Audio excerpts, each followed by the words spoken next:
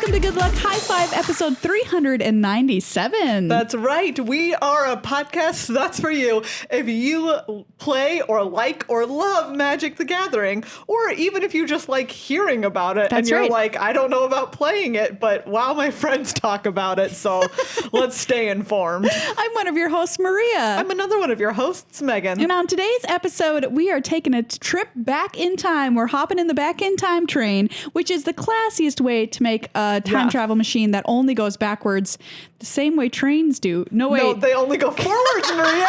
We can't get in a back in time train. A train moves one direction at all times. It is forward in space and forward in time. So what is our machine we're going backwards in time? A DeLorean. It only goes backwards, though. Oh. It only goes backwards. I feel like that's like any speculative time travel machine, right? Well, it has to. You have to think, if there's going to be a time travel machine, the first one that's ever made, I bet you it only goes one way, and it's going to be like you got to volunteer to never come back. Well, you can time travel to the future. That is something you can do. But wait, you mean like we're all just doing it? Well, yes. But also you can future time travel is possible. Like if you go at the speed of light. If you go fast enough, it happens. Okay. And if we were but that's more just like time is passing differently for you than it is for the world. But I mean, it is time travel. It is time travel. You're not wrong. Okay. Like, and if you went even faster or whatever, it would work. It's proven. Yeah. But nobody has been able to go backwards that we know of. Yeah. That we know of is a big one. Except for us on this episode today. We're going to be the first ones to publicly announce we're time traveling into the past. Into the past in our bathtub, I've decided, and time traveling tub. Yeah. It's really cute. Do you remember that there was a train in the third Back to the Future? Yes, but it's the worst Back to the Future. I know, I was going to say, we could also all pretend like we don't remember it because the movie didn't happen. Do you know, I recently watched Back to the Future 2, my personal favorite Back to the Future. Wow. Which is a hot take. And they had a preview for Back to the Future 3 at the end of Back to the Future 2. Oh. Like they had already shot part of it and they just put it on like, we're coming back. We know this is going to be a hit. So don't worry. Number 3's coming. We know it's going to be a hit. And I remember that from when I was little too. And I was like, oh, wow, yes, there's going to be another Back to the Future. And it was bad. Yeah. Anyways, what we're saying is that in preparation for the Mythic Invitational that's coming up, not this weekend, but the following weekend, we thought we would take a little jaunt back in time, starting about when we started playing. So around Return to Ravnica, Gatecrash, that era, and just talk about like what we remember from Pro Tours. Yes, this is a great experiment because we get to go through and think about all of the decks that did really well. Like what's all the weird stuff that we remember happening? Cool memories and people. Yeah. And really we've got some really splashy moments. We really do. As we looked back through these tournaments. We also have tournaments where we're like, that happened? I don't remember that at all. All right. But even if you weren't around or paying attention to competitive Magic during those times, it'll be really fun to go on this journey with us because we'll introduce you to stuff that maybe people refer to and you're like, what was that? We're going to tell you what that was and like have a historical lens on it now too, to be like, this deck won this tournament and now we're in the future. Now we're in the future. We time traveled. Wait. Our time travel machine does go both ways. Oh, it does. Well, all right, whatever. Anyways, I feel like I definitely started caring more about big premier tournaments once I was more familiar with them. Yeah. So we want to give you an opportunity to become familiar, and then you can decide, is this something I want to tune in for, get hyped about? Because we certainly get hyped for it. Absolutely. And we'll make it less scary if you're like, oh, that's too much like competitive talk, or I don't know the players or the decks or what the tournament structure. We will help you out. Get you ready. So you will be ready for this next one coming up because it's historic, which is pretty cool. For the very first time a premier tournament. Yep, level. Absolutely. And it's going to be like a really big show. I have an article coming up this week, I think. Great. The 2nd. Sometime this week. Yeah. That's about the other 2 times that a format has ever debuted. Ooh. Which is Modern in 2011. The first time Modern was ever played at a Pro Tour. And then pioneer at the Players Tours this spring. And those are really exciting times. And we're going to get to see Historic on the big stage for the first time, kind of cementing what the top decks are in that format officially with the official format stamp, which is actually not a stamp, but a seal in wax. Wow. Fancy. Super fancy. But before we do any of that, big thank you to everybody who supports our show on patreon.com/GLHF Magic. You are all the coolest people that we possibly could ever know. It's so true. Yeah. We started mailing out pins for Patron Pledge Drive Month ages ago. The first batch went out. You will have gotten a message if I sent it to you that says, let us know if this arrived, because the post office has, it's going through some stuff. It's doing its own things. So, keep an eye out on your mail and on your Patreon message inbox. Yes. You can get a little note from us. Thank you so much. I'm so excited that we're in our office. Like last week, I got to mail out 10 swag boxes to people. Great. And I felt so great about it. It was so exciting. In my heart, I feel them be like, I hope that they're as excited to receive this as I am to send it. Yay. So thank you so much to everyone. And remember, you can now do an annual membership to Good Luck High Five. It's super easy. Get it done in one fell swoop. Automatically trigger your reward for whatever level you're at. Or you can pledge in your home currency. I've seen a couple of people switching currencies now over to British pounds or over to euros, if that's preferable to you. Those things are all at your disposal over on patreon.com/GLHF Magic. Remember, our special 2 months free for a yearly membership bonus ends at the end of the 30 days that we gave you last episode. So just keep that in mind if you want to lock in that super sweet 2 months free bonus right now. Thank you as well to our sponsor, Card Kingdom. Wonderful place to get all of your Magic needs, and they are ready for Zendikar Rising. Me too. They are getting ready for it. They'll have 2 landing pages, both for Zendikar Rising and Zendikar Rising Commander. Yeah, there's going to be 2 new Commander decks specifically for Zendikar Rising, which I love when they release these pre-cons. Yeah. Honestly, I love playing with them. Absolutely. Heads up. So super cool stuff. And you can buy them over on cardkingdom.com/GLHF. That's our affiliate link. Pre-orders are open now. Sick. Get it done. Get it done. Just one of the best places that we have the pleasure of working with. Yeah, they're so awesome. Lovely people. What lovely people. What a lovely company. Check them out. All right, Maria, are you ready to dive into the past? Hold on. I've got to turn on our bathtub time machine.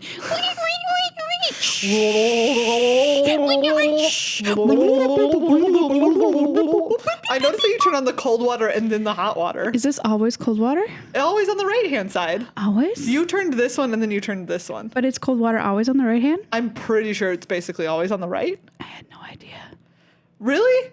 Yeah. I feel like maybe there's some exceptions, but I think that generally I would say that every faucet I've ever used or tub, right-hand side cold, left-hand side hot. This is just classic me doing something for literally my entire life and thinking, yeah, maybe one day I should figure out what is the right way to do this, or what's the right way to turn on your bathtub? Because I just kept being, well, it works, so I'm going to keep doing it, and I'm not going to take the time, which is probably 5 seconds, to know which tap is which hot and cold. Wow. I can't imagine not knowing that. Yeah, I did not know that. Well, anyways. If you didn't know that, tweet at us at GLHF Magic with the hashtag I didn't know cold. I feel like my brain sometimes is like a little... do you remember the game Katamari Damacy? Yeah. It's like that little sticky ball that you roll around and it just picks up whatever you roll it over, it's going to hold on to somewhere in there. Well, right now we're rolling over all the past Pro Tours in the history of Magic. Starting with PT Gatecrash. Our history. Our history. PT Gatecrash was February 2013. Wow. So we started playing the game around October of 2012. Yes. So, but this is the first one that I remember happening. Did you watch it? No. Ah, gosh, I can't remember what the first one I watched was. I wish I could. I've seen snippets of video from it, specifically because the reason why we have this one down is Melissa DeTora was the first woman to top 8 a Pro Tour. Yes. She was playing Bant Control, which had Thragtusk and Restoration Angel. Melissa, how could you? What? We all love that Thragtusk boy. And can you imagine flickering it with a Resto Angel? I cannot. I would not do this to you. Great stuff. So you gained 1 million life and you took forever, basically. Exactly. That's what's happening here. Well, you eventually won with Wolf Run, like something. Oh, Kessig Wolf Run? Yes, you won with Kessig Wolf Run. Oh, I see. Anyways, like, so that's what I remember from that. That's the reason why it's on here. Melissa DeTora, in case you don't know who she is one of the best pro players, women pro players of all time, and now works at Wizards of the Coast. Yeah, on their play design team. In her dream job, everybody. I know. So she really did it. And it's really great. She's a great person, too. And the whole thing got taken down by Tom Martell playing Aristocrats. Yeah. Interesting. So, you know, one of the last times that deck was like a thing. Yeah, gosh. Then came Pro Tour Dragon's Maze in May 2013. This was block constructed. Do you remember block constructed? You know what? I do, Megan. I really enjoyed block constructed, but that, like, it appears that not many people shared my sentiment. Okay, so what is block constructed, just in case you don't know? Block constructed is exactly what it sounds like. It is a constructed format, but instead of like standard, which has like whatever sets aren't in rotation, or modern, which is everything since 10th or whatever, it's everything in the block. Yep. And those blocks used to be 3 sets, so that's like quite a deep card pool. Yeah. The problem was that sometimes people would recognize like the main deck, and then that's what it was. Yeah. And also just like the viewership wasn't great. I think people were kind of like, because you didn't play it any other time. Exactly. There wasn't any other time that block constructed was played. Yeah. But I remember being sad when they took it away. I was like, I get it, but it was cool to see what people came up with. Yes, exactly. So this was the block of like Return to Ravnica, Gatecrash, Dragon's Maze. Wow. Craig Wesco won it with green white aggro. I do remember that. Craig Wesco. Yes. His deck had 4 copies of Judge's Familiar. Unbelievable. A 1/1 bird. And it also played Civic Saber, which is like some janky little artifact equipment. Of course. Craig Wesco, famous for playing white-based weenie decks. Yeah. Taking down the tournament here. And Voice of Resurgence. That's another card that I remember. Voice of Resurgence. Because Supreme Verdict was in the format, but it leaves a token when you wrath. Yeah, what is its power and toughness equal to the number of creatures? The number of creatures you control. But yeah. like when Voice dies... art by Winona Nelson, I want to say. Oh, I think that's right. One of my favorite Magic arts, Voice of Resurgence. We have a print of Voice of Resurgence. Yes, look it up if you've never seen it. It's pretty really cool. Beautiful. Yeah. Wow, great PT. I want to say, like, back when I was watching these Pro Tours in the early days, before now we work on them, which is kind of just completely mind-blowing. But I would sit at my house, and this is when I had like a fireplace and my TV was mounted over it. So if it was winter, I'd turn on the fireplace, have my TV, go make a big batch of pizza rolls. I was about to say, Maria, I know what you're like. We all knew it was coming. Yep. Go get the pizza rolls out of the oven. I probably made them with fries too. Let's be real. Go and sit on my couch with a Diet Mountain Dew, and it was like the happiest. These are back in the days that used to crush Diet Mountain Dew. Oh yeah, I would have like 3-4 a day. Oh. Then I had a kidney stone. Everyone, don't be like me. I imagine that you did. Don't be like me. Don't get that kidney stone. It was terrible as advertised. Wow. So now I don't do that anymore. But those are very happy memories for me watching these tournaments. It was like a warm, magical hug. This next one is the one that I remember watching. Like, this is my first, I think, like, I spent the weekend and I think I watched most of the tournament. Great. And it was Pro Tour Theros in October 2013. It was standard, and this was like Devotion decks hit, right? We had never had anything like a Devotion deck ever before, because that mechanic was brand new and there was nothing like it. That's right. And you were just starting to play standard at this point. Yes, I played the mono blue Devotion deck during this standard metagame. And I was not playing standard. I was not interested. I was like, no, I'm drafting. Have a nice day. Look at you now. Yeah, I know. It's so funny. I recall being like, what is Megan doing? Like, whatever. Like, I just it didn't have an appeal for me then for some reason. Mm-hmm. But Jeremy Desani won with mono blue Devotion. That's right. Also had Judge's Familiar lol. Well, cards OP, I guess. Yeah, exactly. Master of Waves, which made all the little elemental tokens. Great card. Night Veil Spectre, most notable because it was like 3 hybrid blue-black mana, so it had 3 blue mana symbols. Yeah, and you stole a card from your opponent. Like if you dealt damage to them, you got to exile the top card of the library, and you could play it or cast it. That was a great card. Yeah, it was a really good card. And I remember Makihiro Mahara had like an early build of mono green Devotion. And this went some really different directions later on, but he had like Arbor Colossus. That was a 10/10? It was like a 6/6 that I think became a 10/10 or like.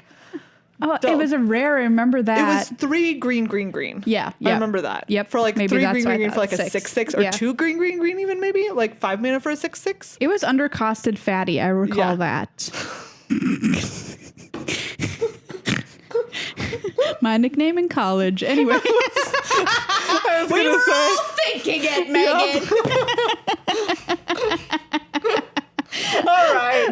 Can you look up Arbor I just Colossus couldn't- though? yeah, Because we'll this look is up Arbor Colossus. But mono green, the reason you mentioned like early build of mono green devotion is because mono green devotion became a huge thing. Yes, later on. But it like mono black and mono blue became popular before it. Yes. And I remember kind of like messing around with the mono black devotion deck back in these days, like when you were playing, and I was like, oh, I should play a deck to play against Megan. And I tried that one out, but still it didn't stick. Here's one. Here it is, Arbor Colossus. Okay. 2 green, green, green for a 6/6. Oh, yep. With reach.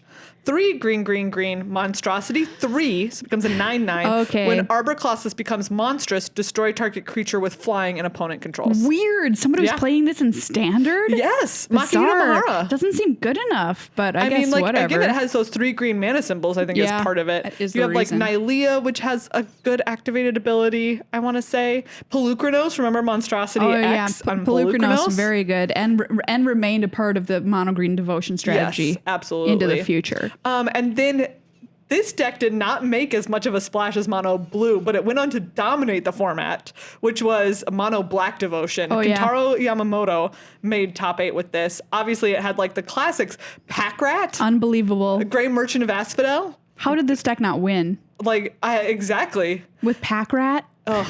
Do you remember Pack Rat? That card is busted in half. Yes. Pack Rat is a disgusting card. Can I give you a Pack Rat story? Yes. Can you pull up Pack Rat? Because I want to read it for absolutely. the good people at Also, home. I was very surprised when we were looking over this. I was like, there was a mono red devotion in this top 8. I was like, what? Anyways. Huh. Who Well, knows I mean, what was happening? I guess you got to try it out. So I recall Pack Rat like being basically like the card you need to take down a tournament. Maybe it's coming up. But I played it in a draft back in I think maybe our first draft we ever played at Mead Hall, which was our old LGS. And I drafted Pack Rat, which is 1 and a black for a rat, star, power and toughness. Its power and toughness are equal to the number of rats you control. 2 and a black, discard a card, put a token onto the battlefield that's a copy of Pack Rat. So you cannot get rid of it. Like, you can't kill it. You have to kill it. You have to wrath it. Yeah. And there's no other way. Otherwise, Pack Rat gets completely out of control. It gets out of hand. And there is nothing you can do. And I drafted it and I played with it. What a little nightmare. Completely wrong. Because I didn't like play it and then activate it. I let it die. I left it vulnerable to removal when I should have been able to at least I just give remember it an like activation. that card was unbeatable in draft. Yeah, it was. Like, there's nothing you can do about it. No. They just make a million Pack Rats. GG. Pack Rat GG. Yeah, good day forever. I wish that's what you said at the end of the game. Good day forever. You know what we say at the end of a game? Good day forever. GDF. Yep. Next up was Pro Tour Born of the Gods in Valencia in February 2014. This was modern. I don't remember anything about this except that Sean McLaren won with Jeskai Control. Randomly, I don't know how that fact held on in my brain, but it did. Were we playing modern at this point even? No, not so at that's all. probably why we didn't. Birthing Pod was still legal. Splinter Twin was still legal. Yes, I got Splinter Twinned my first GP I ever played. I also did. Yep. And I didn't know what was happening. My didn't know opponent either. had to explain to me. I was like, what's going on? They were like, I have an infinite combo. And I was like, I don't understand. And they're like, I make a million of these. Yeah, and I was birthing. like, I also got okay. Birthing Pod. Yeah. I also got Birthing Podded. Yeah, I got Were you the same person? we did both play Boggles, Boggles at yeah. our first modern tournament. Yeah, that's a magic fact Megan would like to bury, but it's It true. really would. Put it in a grave. Next up, Pro Tour Journey into Nyx. Yeah, this is the last block constructed Pro Tour. Oh. The only thing I remember is that Reaper of the Wilds was from that block. It was like the little black-green Death Toucher. It did some cool stuff, and I was like, remember. oh, look, it's like a fine rare. And it was like, or it's like a good rare. It was a good rare in the set, and it like block constructed the power level is such that it was in some standard or in some constructed decks. That is a fun feature of block constructed. Yes. I will say that. Do you know what was really cool? I do remember that there were some really cool constellation decks because there was the Eidolon, the green Eidolon that when another enchantment enters, you draw a card. Yeah. So there were like ways that people win off. Oh, cool. With like drawing a ton of cards with that. I do remember those. That sounds like really cool decks you could have seen there. They were, and I think maybe that's why when they said it was going away, I got sad because that to me, I remember watching that tournament and being like, oh, but there were just some really cool decks at that block constructed event. Yeah. Dang. Well, maybe one day. Maybe. Yeah, right. Anyway, Pro Tour Magic 2015 in Portland of August 2014. This is forever maybe my favorite Pro Tour finals of all time. Okay. Because it is the PT where Yvonne Flock won with the no-win Azorius control list. Wait, how did he win with a no-win deck, Megan? So this one is the one that had Elixir of Immortality in it. So you would just like cast all, you're like drawing cards and casting spells, and eventually you just like shuffle your graveyard back into your library, and your opponent is just at the point where you have a million cards in hand and they have nothing, and you're gonna never deck because you have Elixir of Immortality. Awful. Beautiful. Beautiful. But he did win with creatures because in the sideboard were Nyx Fleece Rams, which were the Constellation 05 that on your upkeep you gain a life. You gain a life, yes. And Archangel of Thune, which when you gain a life, you put a counter on each of your creatures. And so he had like enormous Nyx Fleece, right? Like these little dinky 05s were just enormous beefy attackers. I love it. It was so good. Like that to me, I think that is probably my favorite. That has to be my favorite Pro Tour finals of all time. I mean, look, the deck's an abomination, but that is a very funny way to win. Abomination. It was gorgeous. Back in the days of Supreme Verdict and Sphinx's Revelation. What a perfect world. And like in the sideboard, if you were playing against creature decks, you had a win con, you had Archangel. I remember that. You're not just going to make people suffer forever needlessly. Even though you probably want to. Even though that's what your deck was built to do in its original configuration. Next up, Pro Tour Cons of Tarkir happened in Honolulu in October of 2014, playing Standard. Yeah. The only thing I remember about this one is Li Shiqian made the top 8 with that Jeskai Ascendancy deck. Oh, Jeskai Ascendancy. It was a sick combo deck. And everything else in that top 8 was like, you can see Ari Lax one with like Abzan mid-range. Probably and you're with Sea okay. Was Sea Probably. Yeah. Must have been. Must have been. Why else would you play Abzan mid-range? Let's get real. And Li Shiqian was in there with that Jeskai Ascendancy deck. And I was like, at least there's this. It was so fun. Do you remember what the combo was? You have Jeskai Ascendancy, which untaps your creatures. Maybe gives them +1/+1 whenever you cast a something like that. Non-creature spell. A non-creature spell. And then you had Dig Through Time and Treasure Cruise. Wow. Those were like the big things, right? And then you had Sylvan Caryatid, which untapped, right? Like, so you could tap it for mana, and then you would cast a non-creature spell, and then Ascendancy would untap it. And then, like, eventually you would do something where you could attack with one of these things that had it would lose Defender, and you could attack with it for, like, literally just 20 in one shot. Wow. There were ways that you could mill them. There was, like, Altar of the Something. Oh, yeah, because couldn't you choose on Jeskai Ascendancy? No, you would mill them with this thing like, what was it? Altar. I don't remember. Hold on. I remember a Jeskai Ascendancy deck in Modern that likely came out of this standard environment. The Modern one came first. Oh, the Modern one came first? And was more busted. Oh, okay. Yeah, I remember playing against Jeskai Ascendancy when it still had Dig Through Time and it still had Treasure Cruise. Oh, yeah. So you had Altar of the Brood, which is 1 mana for an artifact. Whenever another permanent enters the battlefield under your control, each opponent puts the top card of his or her library into his or her graveyard. And you would do something like, I don't remember, like, maybe you had like Retraction Helix. I think you had Retraction Helix to like bounce something again and again and just play it again and again. Holy cow. Yeah. It was very cool. That's really neat. And I just remember him in that top 8, he like really needed to draw a card to win, and he would like slide it across the table and like peek at it. I love it. It was super dramatic. Oh yeah, that was really fun to watch for that deck. Pro Tour Fate Reforged is up next. It happened in DC in February of 2015. It was another modern Pro Tour. It was the Pro Tour of Amulet Bloom. And actually, so I got this wrong. That was a later one where it made a big splash. Oh, okay. There just was a copy in this one. Oh, okay. And I thought that this was the one where it was really big, but that came later. Okay. But like twin one. Okay, whatever.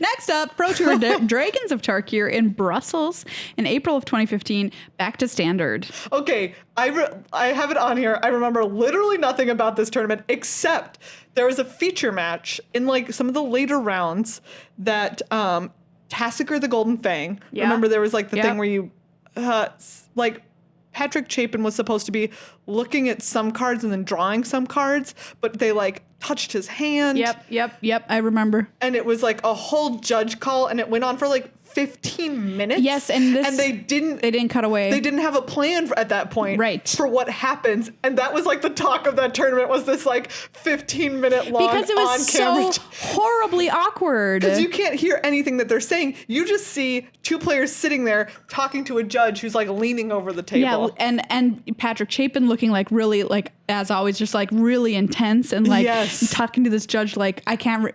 Wow, that like, you're that's right. what I remember. Yes. What is it? It's so strange that of all the things that happen at Pro Tours, like I remember that moment. Right, and because of that moment, I think coverage like decided, hey, we can't do that anymore. We've got to cut away because it's like a private moment between the players and the judge. And it's like bad to watch. And like, it's not good TV. People don't want to watch that happen. I don't like the word cringe or using it, but that's exactly what that was. It was a cringeworthy moment. One of the few that we'll accept as being cringeworthy. But apparently Atarko Red won this. Martin Dang was the first Dane to win a Pro Tour. Oh, good job, Martin Dang. Exactly. But, whatever. Pro Tour Magic Origins happened in Vancouver in August of 2015. Also a standard tournament. Mono Red Aggro won this tournament. I feel like... And talking about that Atarka Red one, that kind of started a streak that continues through the present of aggro being a stronger performer at a Pro Tour than it is in the overall metagame. And because it's like early in the format, people know how to play it. It's like linear to build. And linear to play. And so it tends to do a little bit better. It tends to like overperform here than where it does once the metagame settles down. And that's a great point we should point out here, that these Pro Tours were for the most part happening very soon after the set release, which was sometimes... Which is not the case anymore. Not the case anymore. It was like 1 to 2 weeks after the set had released. And so nobody really knew what was going on. Mm-hmm. And the pros had to test ahead of these tournaments to make sure they were bringing something good. Whereas nowadays, the tournaments often happen way into a format. Like things have settled a lot more. So it's a pretty different experience. Yeah. So this doesn't happen as much, but I think like for a while it was really kind of the trend. Yeah. Of mono red aggro. Joel Larson won it. There were 2 blue, red, and soul artifact decks in the top 8, and I feel like I should remember that. That sounds cool. But I don't because it sounds so cool. Really cool. I love in soul artifact the giant scissors. I remembered that. The scissors come to life and they become a 5/5. I think there was Ornithopter in the set. Wow. And like in Origins, Ornithopter was in the set, and then in Soul Artifacts, so you could like on turn 2 make a flying 5/5. Sick. It was very cool. Great. I'm here for that deck. Right? Next up, Pro Tour Battle for Zendikar, Milwaukee, October 2015. This is the first one that Maria worked. And after like Sunday night, or the next day, like Maria sends me a screenshot. That's the Uber ride that she took the night before. That was literally 1/4 of a mile. Yep. It was 2 blocks. Let's say it like it was. It was a 2-block Uber ride. It was a 2-block. And I paid 25 cents for it. So that's what I remember of PT Battle for Zendikar. Yeah, I worked it as a life total reporter on the floor of the feature match area, which was like an incredible experience. But I didn't see it as like a job like nowadays. I'm like, oh, this is my job. Then I was like, oh, cool. Yeah. I'm going to go do this and have a party. It was like a side gig. It was like just like a fun like vacation. That was the way I would describe it. It was like a vacation, even though that job is really hard. And what do you do on vacation? You take an Uber, even if it's only 2 blocks. That was a long night of karaoke, I recall, and I did not remember where my hotel was. It turns out I had some kind of coupon on the Uber thing too. That's why it was so incredibly low. That's amazing. 25 cents. I can't believe any Uber driver picked it up. I can't believe it either. Why did they? Whatever. And I do remember, this is what I know. This is about when my hatred of Siege Rhino began to coalesce. Kazuyuki Takamura won with Abzan, yeah. and like Siege Rhino was in it. And this is about when I was like, it was raining on the Control Parade. Yeah. With that ETB effect. And I was just so mad at it. And continues to this day. Terrible card. Terrible card. Next up is one of my favorite Pro Tours, actually. Yeah. This is very memorable. Oath of the Gatewatch. It happened in Atlanta of February 2016. It was a modern tournament. And what was it known for? Eldrazi Winter, baby! So if you've ever heard anybody talk about Eldrazi Winter, this was it. Ooh, it was... so Battle for Zendikar and Oath of the Gatewatch had come out, and this is the first time that we had seen Eldrazi that were small. Yep. Because Zendikar was being overrun with these tiny Eldrazi's for the first time. And they were so cute. They were so cute. And in the top 8, there were 3 colorless Eldrazi decks, 2 blue-red Eldrazi, 1 processor Eldrazi, which was like big ones, and then 2 affinity. So all colorless, quote unquote. Yes. And that's a big deal because Modern is known for being a really diverse format with diverse top 8s. And it was not the case. Big time not. So there were these 2, it hadn't been an issue in Standard, obviously, yet. But it turns out in Modern, there was Eldrazi Temple, which taps for a colorless or 2 colorless if you're casting Eldrazi spells. Yep. And Eye of Ugin, Eye of Eugene, yep, which says colorless Eldrazi spells you cast cost 2 less to cast. These decks were absolutely absurd. They were just the most busted thing I've seen in my Magic lifetime. Yeah, and they were sitting right there. They were, yes, exactly. It was right there to find. Tons of them out there. JC Tao won with blue-red Eldrazi. I loved this deck. Yes, it was really cool. It was a cool... And Team East-West Bowl. Yes, that's right. And I loved it because it was playing like draft commons, like Eldrazi Sky Spawner, which was like a 2/1 flying. Eldrazi Sky Spawner, because you could cast it for a single blue mana. Exactly. Eldrazi Mimic, which was the 2 mana. You could cast it for free.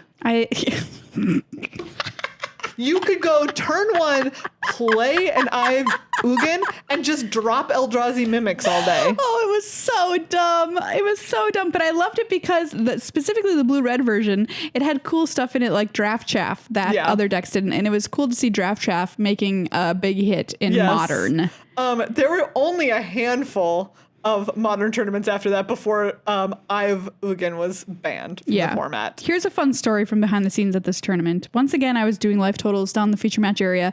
And I hadn't played a whole lot of Modern, just dabbled in it, played some boggles or whatever, right? Which is a rough spot to be when you're trying to keep track of cards in hand. You need to identify correctly all of the cards the players have in their hand and enter them in at the speed at which they're drawing and playing them. Woof. And shuffling them around like monsters so I can't see them.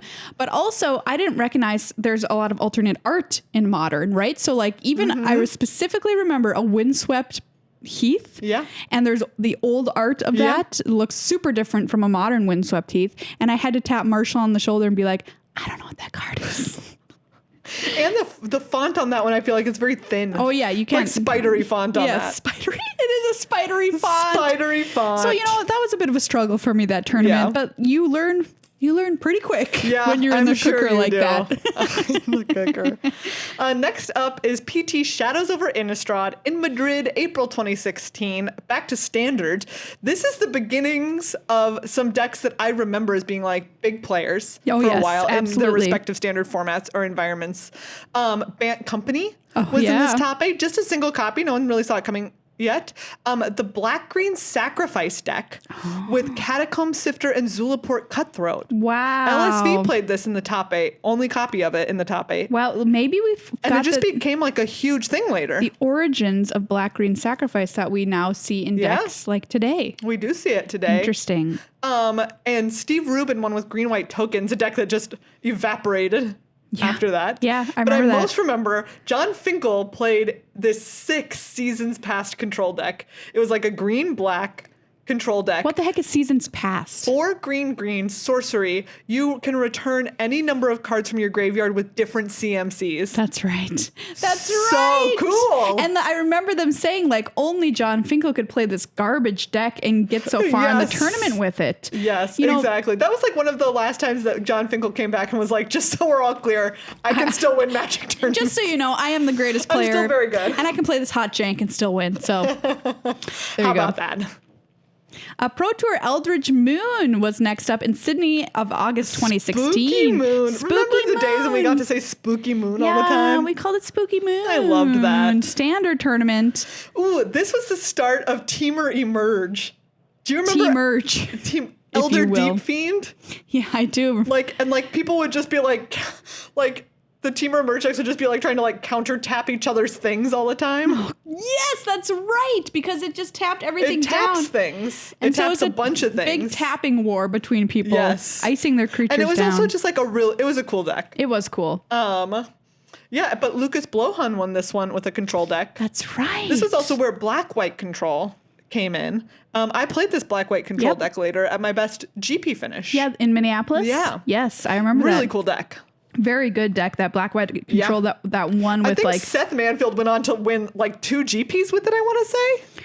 It's like the one back to back? that you played, what was it? The win condition that made a bunch of soldiers. Sands. Whatever. Something Sands. Something Sands. You remember. I do remember. Next up, Pro Tour Kaladesh in Honolulu in October 2016. A great one because it featured a control mirror as the finals. Yeah, I recall this tournament. I went down there just to hang out. I was not working it or anything. Standard tournament. And I went into the tournament hall and saw it. And I'm like, is this still going on?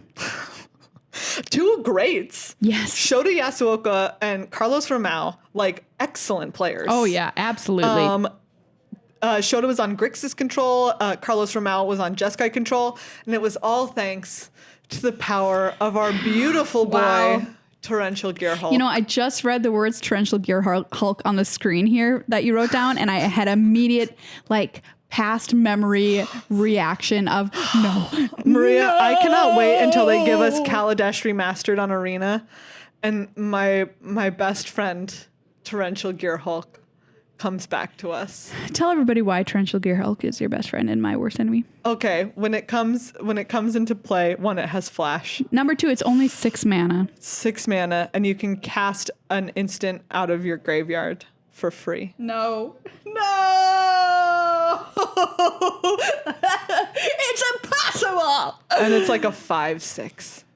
This card is too good. It's so beautiful. It was absolutely format dominating for its lifespan. I can't believe I don't talk about it more. Neither can I, actually, now that you mention it. Now that we talk about it, like I honestly cannot believe. Format defining. Yes, absolutely it was.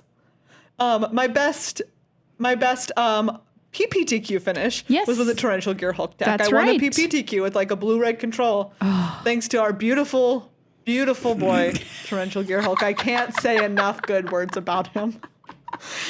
But this is also, Maria, where we saw the beginnings of Red, White, and Mardu vehicles with Smuggler's Copter and Thraben Inspector. Smuggler's Copter, still legal. And Matt Nass showed up in this top 8 with Teamer Aetherworks. Oh, the first one of it that we see on like the big stage. And we are going to get to some more Aetherworks shenanigans later in this recap. Like, Aetherworks, again, that's another one that was like format defining. Yes. Absolutely. It like skewed. It bent everything around it. It bent everything out of shape. Yeah. And anyways, and I was just like, oh yeah, of course, like Combo King Matt Nass out there was totally like, makes sense, but I did not know. Here we are way early. I did not know about this. I did not remember that. Oh, that's really cool. Next up, PT Aether Revolt in Dublin, February 2017. This is the first PT that I worked. Wow. It was so rainy. What's your favorite memory? You got to go to Dublin. Yeah, I love Dublin. That Great was my city. favorite memory. But yeah, the top 6, and I don't mean 6 of the top 8 decks. I mean places 1 through 6 were Mardu vehicles. Oh boy. Yep. I remember this. Lucas Esperbear 2, 1, of course, Mardu vehicles. Oh, like I just remember going into the top 8 and we're like, I guess at least it's going to be quick. I mean, yeah, it was a fast deck. Mm-hmm. This is where we saw the first beginnings of Black-Green Delirium, which were like the Turbo Emrakul decks later on led to Emrakul being banned. I'm noticing a trend here of sometimes seeing one copy in a top 8 of a deck that goes on to then become the most popular thing. Absolutely. If I were to pull one trend from this, it's that, especially kind of when we were talking about back when formats were immediately after a set was released, was that there would be someone, like the field as a whole wouldn't have figured out what the best deck was, but there was someone out there who was like on their way to figuring it out. Yeah, it's a great point. Which is really cool. Like when you talk about like why have these events, a lot of reasons. But I think that's one of them, is like one of the coolest things is like seeing these origins of this stuff. Absolutely. Pro Tour Amonkhet up next happened in Nashville of May 2017. Standard tournament. Yeah. This is where Jerry Thompson took the whole thing down with zombies. That deck was cool. It was a very cool deck with Crypt Breaker. Yeah. Christian Calcano, I remember this, made his first top 8 and everyone was so happy for him because he was like the poster for like just like hardworking and really nice. Yeah. And just like trying so hard. His interview, I recall, being very emotional. This is the first time I think that I worked the news desk. Yeah, this is my first time I worked the news desk, and I got strep throat really, really bad. That's right. And I had to go to the doctor, and I didn't have like insurance over there in Tennessee. And I was like, I need to go and do the show. I was feeling terrible because I'm like, I can't miss my first show where I'm on air. And the doctor was like, all right, we're gonna give you a double shot. So they gave me 2 shots for my strep throat, right in my butt, and in the butt. I had huge bruises because they just jammed them in there. I missed one day of work. Next day came back. News desk. What a story. But here's the other part. This is also the Pro Tour where I learned to always have a backup plan. Yeah. Because I was on air by myself with Luis Scott Vargas doing an interview about the tournament when I got told to stretch for approximately 5 minutes, which is a huge amount of time to stretch, especially when you just have like your little Maria and you wrote down your 5 questions. And you're like, this'll do me. And Deb was her name, was the floor director, was like, stretch. And I was just like, so how is the tournament like overall going for you? Like the fear you feel in that moment is unlike any fear I've ever felt in my life. And after it, he was like, some of those questions came out of left field. And I'm like, yeah, man. Yep. They did for me too. Really did. I don't even know what I was saying. Anyway. Yeah. This one had 4 Teamer Aetherworks in the top 8. So this is where we're seeing it. Ken Yukihiro began his trend of weird decks. Great. He had a weird black-green energy, which I was like, I looked at the list and I was like, what is this? Great. You never see anything like it again. A+. Thank you, Ken. And this was the time that Martin Mueller made the top 8, had the iconic interview with a BDM where he dropped a big F-bomb right in the middle of this. He did it twice. And BDM's face was just like, ah! It's a great moment. Everybody go watch it. You can find clips of just that on YouTube. They made a playmat of BDM's face like, oh. Great. Next up, PT Hour of Devastation in Kyoto in July 2017. This is standard. The biggest thing I think here, Paolo Vitor Domodorosa gets his 12th career top 8 and 2nd win. Unbelievable. And I think that was the moment, because he had also been on a tear. He had like maybe won a GP or 2 or something before then, or top 8'd at least. And people were just like, oh, like we need to talk about PV as the best, like one of the potentially best players of all time. Absolutely. As in the running for that. Yeah. Like, also the one where, so there were 5 copies of Ramunap Red in the top 8. So this was where it was a mono red deck, and Ramunap Ruins was a land that you could play where you could sacrifice it to deal 2 damage. Yeah, sacrifice any desert to deal 2 damage to your opponent. It was giving a deck that normally had no late game advantage, some late game reach. Also had Hazoret. Yeah. And this was also known for Yam Wing Chun's giant punt. Epic punt. Really, just like, I feel so bad for anyone who has this moment like this because like what a thing where he needed to draw he needed to draw a spell or something. I can't recall, but I just know that he needed to be able to attack with his Hazoret. He couldn't attack with his Hazoret because he hadn't achieved the requirements for Hazoret to be a creature. Which is like you have to only have one or fewer cards in hand. Yep. And I want to say that he already had like a land and he needed to draw a spell and he did and he was so excited that he went to his attack step with 2 cards in hand and he didn't cast it. And you can't attack with the Hazoret. Nope. Like you just he missed the chance to and like what. If you want to see, number one, you would like Schadenfreude. Number 2, you want to hear a call in the booth that is just like unbelievable, so memorable. I remember Paul and Marshall calling this and just being like, they felt terrible for him, right? Oh, I'm sure. And they walked out of the booth. And if anybody thinks that the play from the players doesn't affect any member of the coverage team, you're so sorely mistaken because coming out like Paul looked like he was like inches from crying because he knows exactly how it feels where you're like, you've worked so hard. You're finally in a Pro Tour finals. You've done it. You're playing against one of the best players of all time. You've got the right card, the right moment. You've got the win. And then you just have a moment, right? Like it's anyone can do it. Anyone can do it. He was a great sport about it, by the way. And gave a great show, but wow. Real tough moment of Magic history right there. Real rough. Next up, PT Ixalan in Albuquerque in November 2017. Real mixed bag here. But Sam Eilenfeld made the top 4, went on to become Rookie of the Year. That's right.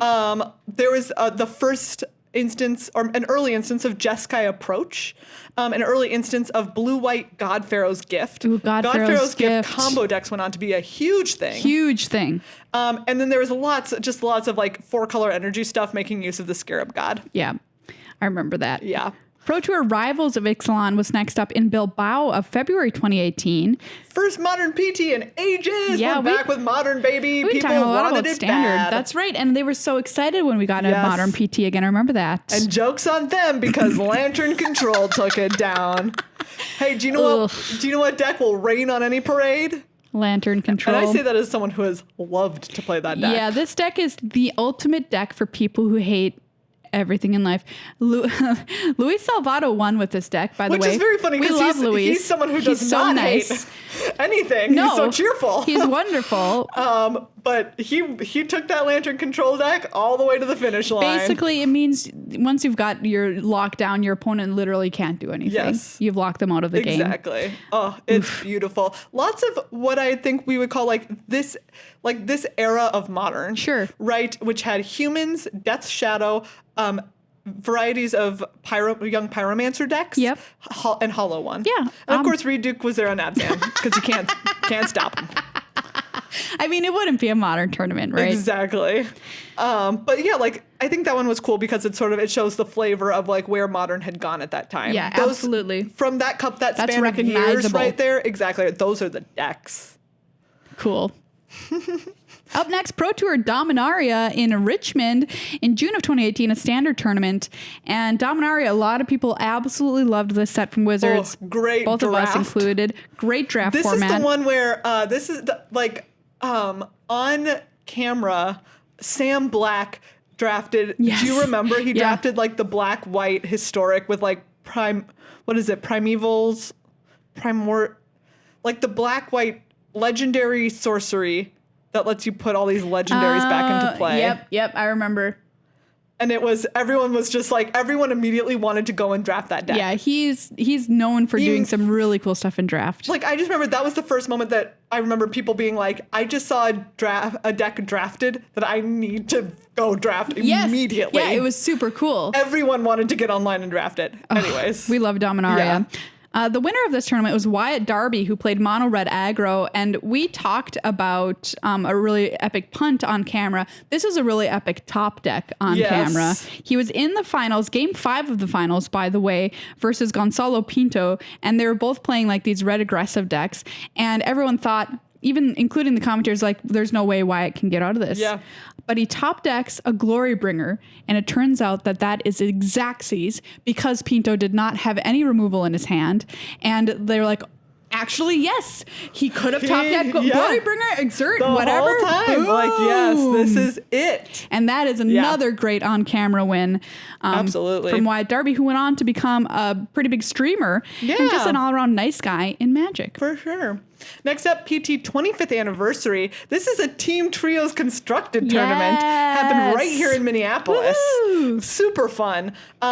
Greg Orange on Blue-White Control, Ben Hull on Hollow One, and Alan Wu on Death and Taxes. So those were Standard, Modern, and Legacy, respectively. Cool. Just like a cool... It was a cool tournament. Like, a Team Trios tournament was very cool. Everybody loves a Team Trios tournament. Everybody. Because you get to play with your friends. You get to hang out. The win is not entirely on your shoulders. Yeah.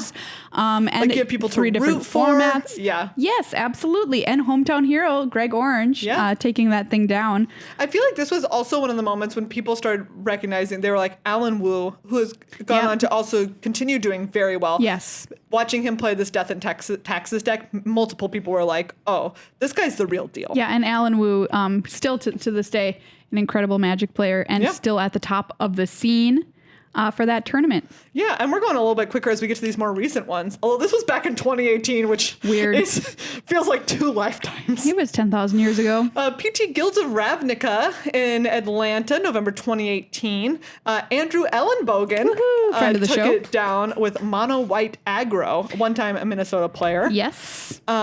This has a bluff that, like, the bluff heard around the world. Okay, so this bluff is one of the greatest all-time moments captured on camera in Magic. Here's what happened. Okay. Luis Scott Vargas was playing Jeremy Dizani. Both were playing Boros aggro, very aggressive decks. And had some great cards. I could reminisce here. But LSV had Adanto the First Fort untapped and with mana to activate, which makes a little 1/1 token, right? Yeah. When you activate it.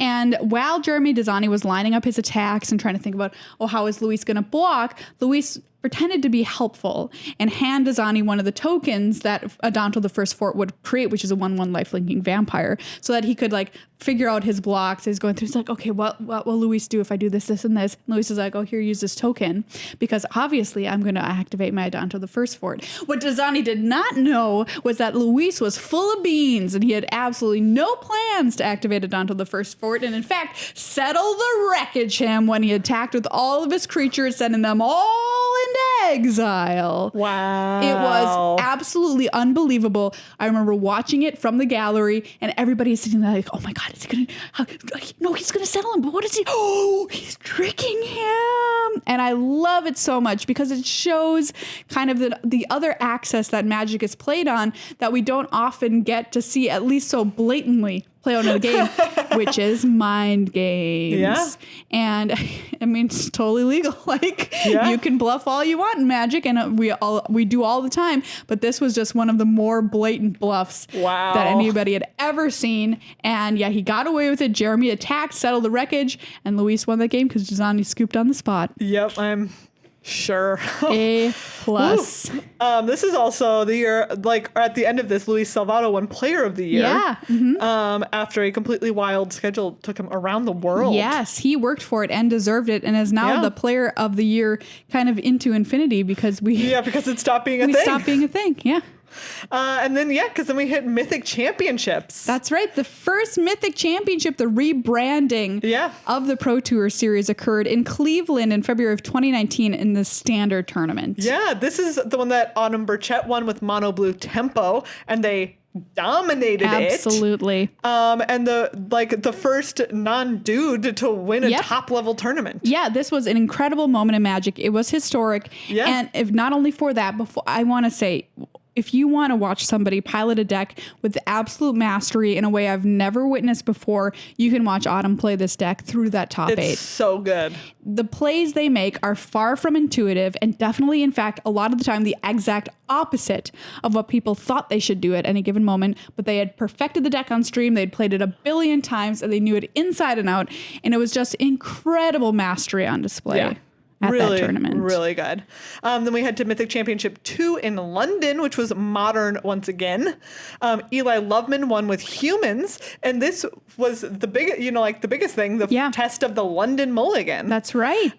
Which is the mulligan where you draw your 7 and you put, you can put them back on the bottom after you've mulliganed. This is just the normal mulligan rule now, but back then it wasn't that. It was a Vancouver mulligan, which allowed you to was the scry mulligan. Lest we forget.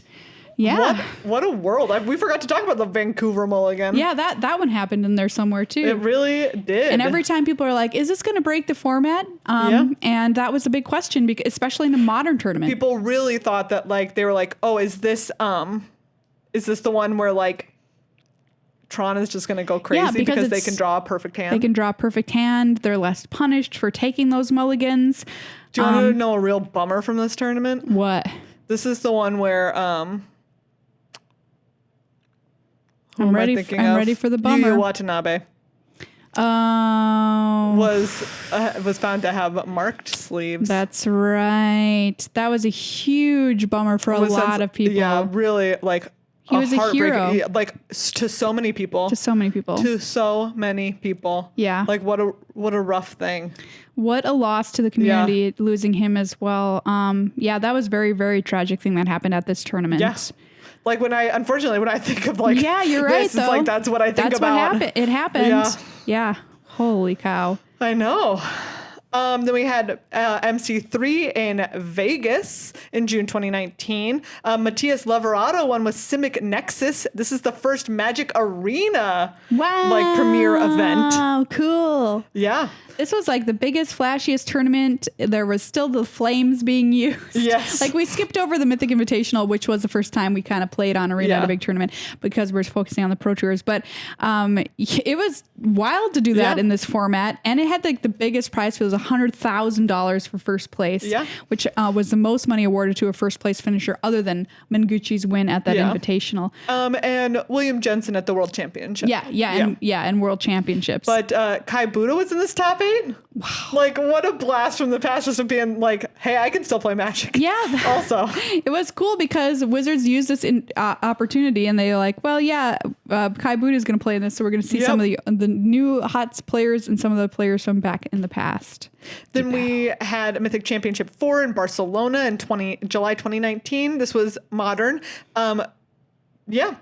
Tron did take this one down. Yeah, so Tron did manage to find its place in Toralf Severin's hands. Yeah, what a delightful human. Yeah, Toralf really nice guy. is A+++. Yeah. This was MC Hogak. Yeah. MC Hogak. And then there was also the Urza Thopter sword combo. That's kind of cool. Yeah, which was pretty cool. Mythic Championship 5 in Long Beach just last October. Weird. Which Javier Dominguez took down. That's when we were just oh, yep, he's just going to win everything, I guess. He's just going to win everything. Because he was world champion at the time. At this point. Yeah, he was. And he brought Gruul Aggro to this tournament, which was a really, I'm going to call it a little bit of a strange choice. A lot of people thought it was not a good decision to bring it into this tournament, which is a bunch of Field of the Dead decks. Yes. 33% but he of the just meta. ran them over. Choo-choo. Yeah. And Li Shiqian, who had a bye into day 2, also played Mono Red Cavalcade and made the top 8. That's right. Great deck. And this is where he also made his Hong Kong protests on broadcast, which was a really big thing at the time because a lot of other games were censoring their players from specifically doing this. Blizzard. Let's call it out. Yeah. It was Blizzard. Well, I don't want to just call out other games that weren't doing it when it's just the one. And this is Field of the Dead was dead after that. Bye. And now continues to be dead in Historic. That's right. Dead all around. Then we had, Andre Strosky winning Mythic Championship 6 in Richmond in November. Took down the whole thing with Simic Food and defeated Paolo. Yeah. And all this food was top 8. All food top 8 except for 2 adventure decks. This is kind of the food era and where we're getting into the really busted stuff. Food, green, ramp, etc. Which leads us into Mythic Championship 7 in Long Beach, which happened last December with Piotr Glogowski taking it down with Jund Sacrifice. What a cool deck. Yes. the deck was a lot of stuff that I think people were anticipating, and no one anticipated that one being being so good. And it became the deck basically for a while. I mean, remnants of it are still around. Running around. Corvold, the Fey Cursed King. Yep, absolutely. Yeah. That was a fun tournament. That was a fun tournament, and it was cool to see Piotr win with a deck he had been like championing. Like he was like, "This is my deck." Well, there you go. Wow, we Memory lane.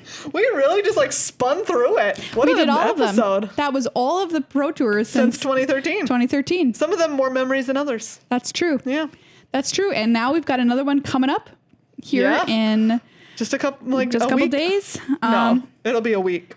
It's a 1 week. It's yep. Okay. It's not this weekend, but next weekend. Right, next weekend. Yes. To make some more memories at. You know what I mean? They're nice memories. Hey everybody, big shout out to Ultra Pro for being one of our amazing sponsors on this podcast, and we love to show off the cool artwork they use on their products. Look at this gorgeous playmat. Look at this. Look at it. It's so pretty. Listen to it. Listen to it in your ears. That's the sound of an Ultra Pro playmat slapping a microphone. It's just gorgeous. We love talking about magic art. We love the work of many magic artists, and it's just such a cool way to celebrate it. And also just like a good place to go. You can get literally anything you need. Do you want to look cool and keep track of your life total with an abacus? They've got you covered. They have an abacus life counter, okay? Yes. They've got sweet relic dice tokens bags, that you can relic set tokens. power and toughness, or use them to keep track of your life total Yes. Any binders, any deck boxes, any of that you need for anything at all. Maybe you've got a giant plush dice. I just smacked my microphone. You can see my giant plush dice back there. That's a gift for the gamer that has everything right there. Exactly. Do you don't have a D20 the size of a small dog? Maybe you want to go to sleep with dreams of a nat 20 in your head. Exactly. Here you go. That's the way to do it. Well, everybody, that's this episode of Good Luck High Five. Thank you so much for coming with us on this journey through our magical professional lives. We really hope that this helps you feel more connected to the Pro Tours and the Mythic championships of the past, so that maybe you're more interested in tuning in a couple of weeks. And if you have any favorite memories you want us to know about, please leave them down in the comments of this YouTube video, or you can tweet at us at GLHF Magic. We would love to hear them. Yes, absolutely. And it was such a fun time going back through these as we were putting together the notes and just being like, oh, that's right. That scrap, that nugget, that little Katamari Damacy sticky ball. Remember, everyone, the cold water's on the right. It is. I'm going to go test this theory the next bathroom I'm in, and that's a threat. And on the ones that are just like, it's to the right is for cold. Oh, wow. So it's pervasive. Okay. Thank you to everybody who's a patron. Just go to patreon.com/GLHF Magic. It'll take you 2 minutes and you become a supporter of the show, and it makes a full year for a all discount. The difference to us. Yes, it really does. Thank you so much to everybody who joins our family. You get to head on to our cool Discord channel for patrons and a lot of other cool stuff that's on our website. You can check that out. Check out cardkingdom.com/GLHF. Check out Ultra Pro. Check out your local game store for Ultra Pro stuff. And have a great day. Have a great day.